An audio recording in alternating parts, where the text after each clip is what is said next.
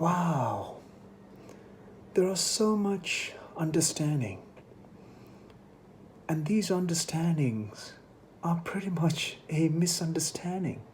Also, these understandings can go as far as simplified so that you are able to understand it.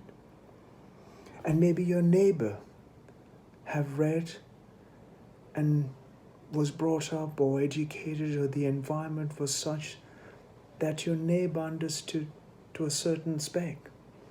So no matter how you try to put your understanding across, as long as your neighbor, your friend, your family, your friends, as long as you are able to put it in their logic of understanding, it is hard, it is difficult for them to know what you're actually trying to explain.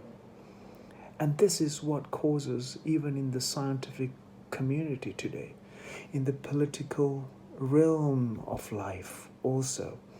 And it is the same with your religious ideas and the religious scriptures that are such that one religious scripture explains in a way that you only understand and you feel you are understood that particular religious scripture. And in turn, you see another religious scripture which is not in your realms of understanding, not in your realms of knowledge. So you are come stuck pretty hard, unable to digest, unable to break it down to your logic to be able to understand what it stays. And with the virus, we are in a similar situation today, folks. When we first started, nobody knew. They all said it was just a flu. They all laughed at it. The politicians from around the world laughed at it because they thought they were immune to the flu, to the cough, to the sneeze, to the common cold, to the viruses that they have known. And suddenly, the humanity is brought to their knees simply because of an invisible virus, invisible, virulent germ, virus, has penetrated us and brought us to our knees. It has taken less than a gram weight of a virus to bring the entire humanity on this planet of 7 billion point some to their knees, because we as human beings have put a significant importance on a selfish ideals and our understanding that we are more significant than a tiny little invisible virus. And that has made us to fail, to fall, to further destruct ourselves, further damage our possibilities of riding and eliminating this virus, this pandemic, this nuisance that is grappling and gripping and paralyzing every human being on the earth. And in the midst of it, it's even more incredible that companies, governments, politicians, corporations are taking a phenomenal advantage, seeing the fantastic opportunity they have to penetrate into the labor force, into the resource, the human capital, and gain an advantage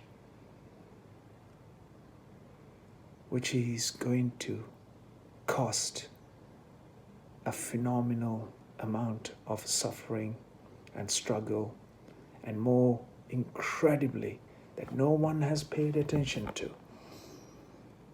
is the untold and unrecorded amount of mental and health of human population on the planet. We have created in a virus, not only in a virus, that we have created a vacuum. That vacuum has been filled by a very few individuals who have always said will take advantage to get the grip of the human population on the planet today. Please look at my videos. I have been speaking of the human behavior, human compulsions. The way we have lived is not going to make us survive the incredible planet that we all share.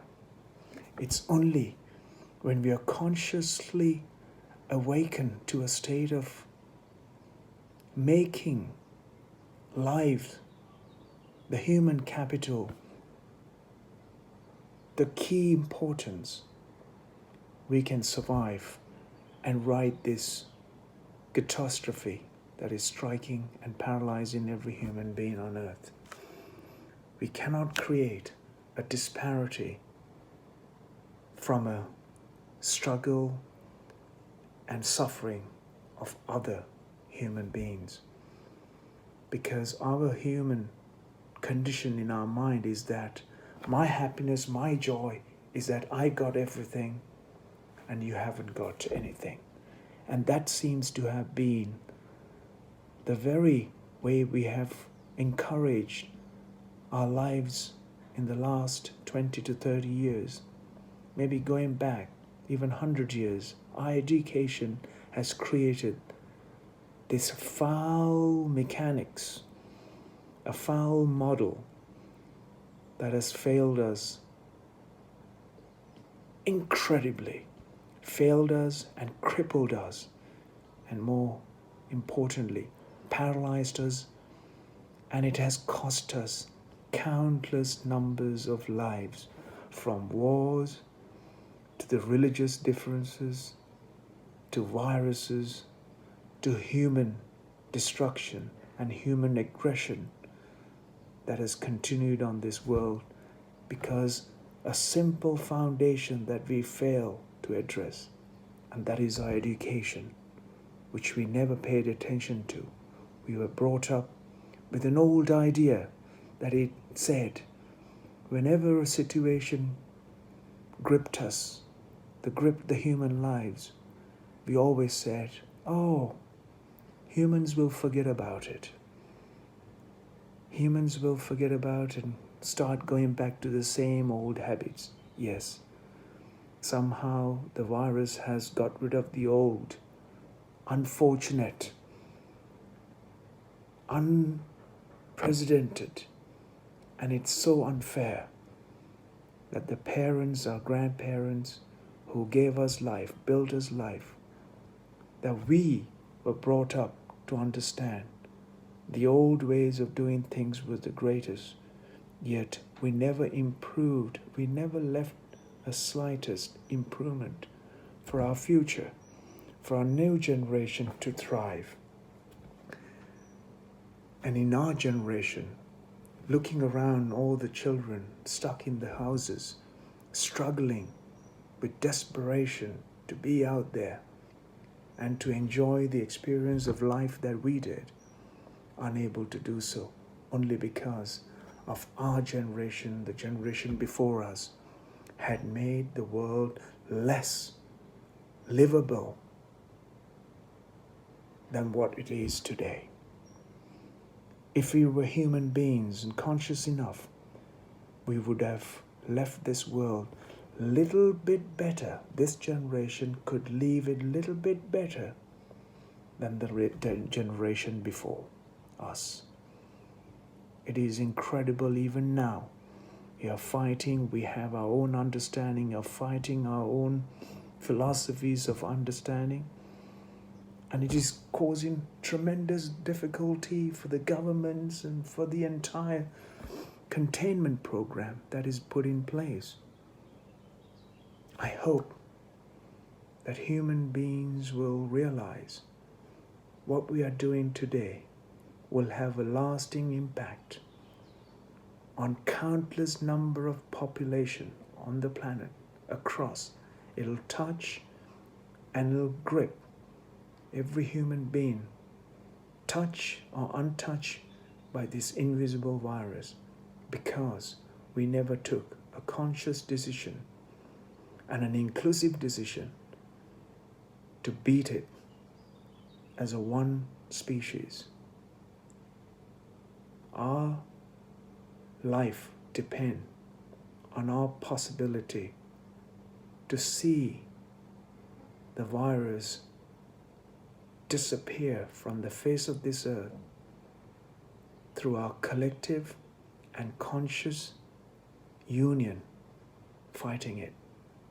Also, if we put monetary means as the end value, if we put the power and the greed before the human capital, we will lose out hands down to the virus.